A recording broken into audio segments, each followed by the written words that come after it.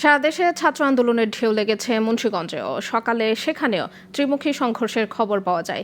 এ বিষয়ে মুন্সিগঞ্জ থেকে আরও জানাচ্ছেন সহকর্মী রাজিবুল হাসান জুয়েল। জুয়েল, আপনি আমাকে শুনতে পাচ্ছেন? জি, শুনতে পাচ্ছি।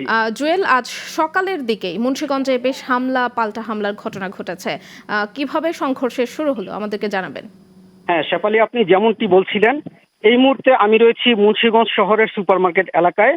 মুন্সিগঞ্জে বৈষম্য বিরোধী ছাত্র আন্দোলনের পূর্ব নির্ধারিত এক দফা কর্মসূচিতে আজ সকাল 10টায় মুন্সিগঞ্জের সুপারমার্কেট এলাকায় আন্দোলনকারীদের সাথে আওয়ামী লীগ ও তাদের অঙ্গ সংগঠনের নেতাকর্মীদের মধ্যে সংঘর্ষ বাধলে অঙ্গ সংগঠনের নেতাকর্মী, পুলিশ ও আন্দোলনকারীদের মধ্যে ত্রিমুখী সংঘর্ষের ঘটনা ঘটে।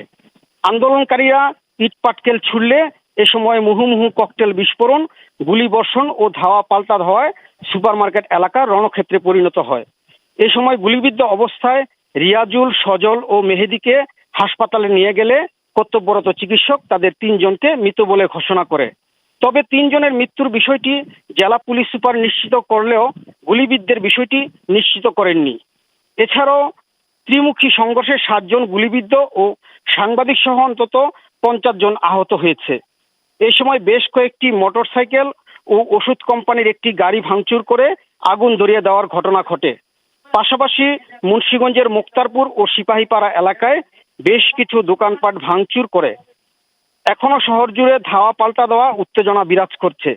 তবে এই ছিল আমার কাছে মুন্সিগঞ্জ থেকে সর্বশেষ তথ্য। ধন্যবাদ জুয়েল আপনাকে। দর্শক, এতক্ষণ আমাদের সাথে যুক্ত ছিলেন মুন্সিগঞ্জ থেকে রাজিবুল হাসান জুয়েল।